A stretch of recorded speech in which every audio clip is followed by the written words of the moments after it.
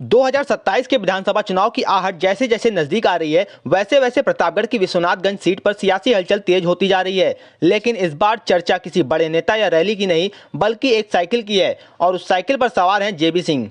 गाजियाबाद में बड़े पद पर रह चुके जेबी सिंह ने रिटायरमेंट के बाद राजनीति का रास्ता चुना, लेकिन उनका अंदाज बाकी नेताओं से बिल्कुल अलग है। जहां एक तरफ नेता बड़ी बड़ी गाड़ियों के काफिले के साथ चलते हैं, वहीं जेबी सिंह अकेले साइकिल उठाते हैं और निकल पड़ते हैं गांव-गांव। करीब एक साल से लगातार वो विश्वनाथगंज विधानसभा के हर कोने में पहुंच रहे हैं, कभी कच्ची गलियों में, कभी खेतों के किनारे, तो कभी चौपाल पर बैठकर सीधे लोगों से संवाद करते हुए। ना कोई भाषणबाजी, ना कोई दिखावा, बस सीधी बात और जनता से जुड़ाव। ग्रामीणों के बीच उनका यह सादा अंदाज तेजी से लोकप्रिय हो रहा है। लोग उन्हें अपना आदमी मानने लगे हैं। यही वजह है कि बिना किसी बड़ी पार्टी के आधिकारिक टिकट के भी उनका जनसंपर्क अभियान मजबूत होता दिख रहा है। हाल ही में ही उनकी मुलाकात बसपा सुप्रीमो मायावती से भी हुई, जिसके बाद सियासी अटकलों का बाजार गर्म हो गया। क्या जेबी सिंह को बसपा से टिकट मिलेगा या वे किसी और समीकरण के साथ मैदान में उतरेंगे, ये सवाल अभी बाकी है। लेकिन एक बात साफ है, विश्वनाथगंज में इस बार चुनाव सिर्फ मुद्दों या पार्टियों का नहीं, बल्कि कनेक्शन का भी होगा। और इस कनेक्शन की सबसे मजबूत कड़ी बनती दिख रही है एक साइकिल यात्रा। अब देखना दिलचस्प होगा कि यह साइकिल 2027 में सत्ता के दरवाजे तक पहुंचती है या नहीं। आप भी देखें हमारी खास रिपोर्ट को नरेटन न्यूज पर। आप राजनीति में आए, आप पहले अधिकारी थे, उसके बाद आपने राजनीति को क्यों चुना, क्या ऐसी भावना थी? खैर, परिचय तो हमारा आप जान ही रहे हैं, उसको बहुत ज़्यादा नहीं बताना है हमें। पर मैं राजनीति में आया हूँ, अभी ये क्लियर आप नहीं कह सकते कि मैं राजनीति में आया हूँ। राजनीति में मैं नहीं आया हूँ, मैं समाज और राजनीति का एक अध्ययन कर रहा हूँ, और अध्ययन करने के लिए मैं आया था।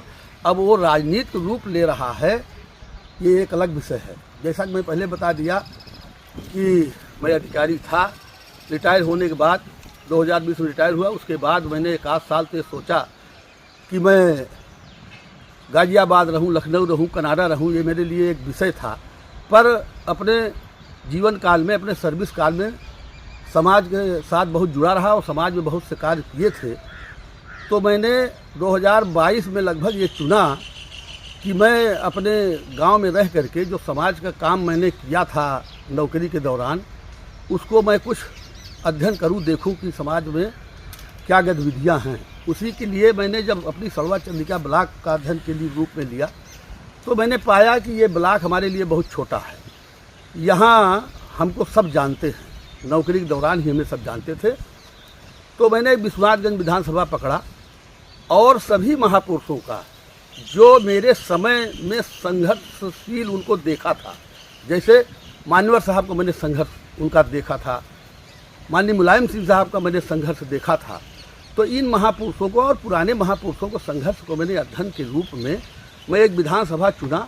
तो सबसे पहले मैंने इस विधानसभा के 37 सेक्टर के 462 बूथों से संबंधित जो 278 मतदान केंद्र थे, इसका मैंने भौतिक परीक्षण किया सालों साल, और चुनाव आयोग से मैंने पूरा लिस्ट ले करके देखा कि उसका नक्शा वगैरह ले करके देखा।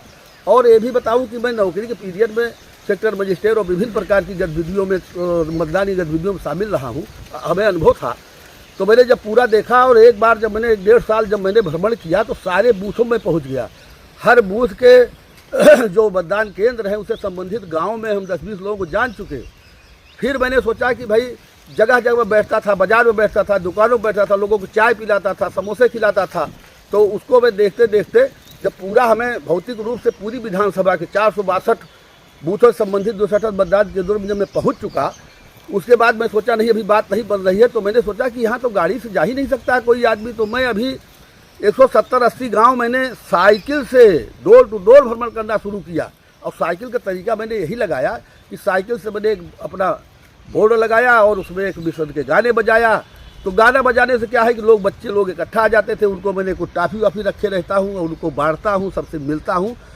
अब तो 2-3-4 महीने पे, 4 महीने के अंदर हमें लगता है कि पूरी विश्वनाथगंज विधानसभा का मैं टोटल गांव में घर घर संपर्क कर लूँगा। घर घर नहीं हो पाएगा तो मैं कुछ बस्तियों में, दलित बस्तियों में, बैकवर्ड बस्तियों में, और कुछ ठाकुरों के यहाँ, ब्राह्मणों के यहाँ जो भी मिल गया मोहल्ले, वही अपना जाते जाते मैं पूरा एक विश्वनाथगंज विधानसभा का अध्ययन कर चुका हूं। और मैं बताऊं कि जब कोई पार्टी, इतनी बड़ी बड़ी पार्टियां के महापुरुष संघर्ष करके राष्ट्र लेवल पे पहुंच सकते हैं, तो मेरा अपना विचार आया कि क्या कोई व्यक्ति अपनी विधानसभा में नहीं कर सकता है ऐसा कि विधानसभा में तो इसे ही है, ये तो पार्टी के देखने की बात है। इतनी बड़ी बड़ी पार्टियां हैं, यदि पार्टी कैंडिडेट को देखेगी और कैंडिडेट अच्छा होगा उसका, तो उनको संघर्ष पार्टी को नहीं करना पड़ेगा कि धरती पर लोगों को नहीं, धरती पर नहीं लेगा। हम तो हमारा यज्ञ तब कंप्लीट होगा कि हमको सब पूछे। मैं नौकरी के दरबान में एक फार्मूला रखता था, जब मैं पोस्टिंग मेरी किसी जिले में जब बदलती थी तो मैं वहाँ 15-20 दिन महीना भर मैं ये देखता था कि भाई बताओ कौन सा लोग अच्छे हैं, जो अच्छा काम करते हो, उनकी जो है काम करने के तरीके क्या हैं, जो ईमानदारी से काम करते हो, भाई मैं उसका लिस्ट बनाता था। उनके यहाँ मैं उसी लिहाज से जाता था, सम्मानजनक स्थिति से जाता था, सम्मान मिलता था। तो यहाँ मैं देख रहा हूँ बड़ी बड़ी पार्टियाँ हैं, वो कभी किसी ब्लॉक स्तर पे, ग्रामीण स्तर पे, हम ऐसे बताइए, आप पत्रकार हैं भाई, आप पूछिएगा, आप लखनऊ स्तर के पत्रकार हैं और लोग भी हमारे पास आते हैं, पूछिए क्या किसी के पास ऐसा सर्वे है कि एक ब्लॉक में 150 आदमी, मुजद्दिद आदमी, जो आदमी अच्छा हो, क्या उनके पास कोई सूची है? क्या पार्टियाँ कोई उनको सम्मानित कर रही कहीं जगह जगह पे? ये व्यवस्था है भैया समाज की, इसको सुधारना पड़ेगा सबको, इसको इसमें आना पड़ेगा। और नहीं कोई करेगा तो न समाज बचेगा। और फिर वही बात है कि हर आदमी अपनी अपनी व्यवस्था में लगा है, नहीं, एक दूसरे की मदद करना, उनकी सहायता करना, उनके साथ रहना। और मदद तो छोड़िए, वो उपेक्षा ना हो। हमने तो यही कहा भाई, उपेक्षित लोग महसूस करते हैं। हमने कई बार सुना, कहते हैं कि वो तो आए लेके चले गए, और आए लेके चले गए और फिर कभी दिखाई नहीं पड़े। लोग अपने आप को उपेक्षित महसूस करते हैं। मैंने यही कहा, यदि लोग नहीं रहेंगे उपेक्षित तो स्वतः काम हो जाएगा अपेक्षित। जेबी सिंह घर घर जाएंगे तब आपके अपने कहलाएंगे। और कई बार मैंने लोगों को यही देखा कि काम की ज़्यादा दिक्कत नहीं, उपेक्षा की दिक्कत है। आखिरी सवाल, लगातार आप बसपा के विभिन्न कार्यक्रमों में रहते हैं, तो क्या बसपा से आप प्रभावित हैं या किसी अन्य पार्टी में अपनी राजनीतिक पारी की तलाश कर रहे हैं, या फिर ये लगता है कि बसपा आपकी नैया पार कर देगी? आप समझिए सिद्धार्थ, बसपा महान है, क्योंकि उनका जिला हम नहीं गए थे।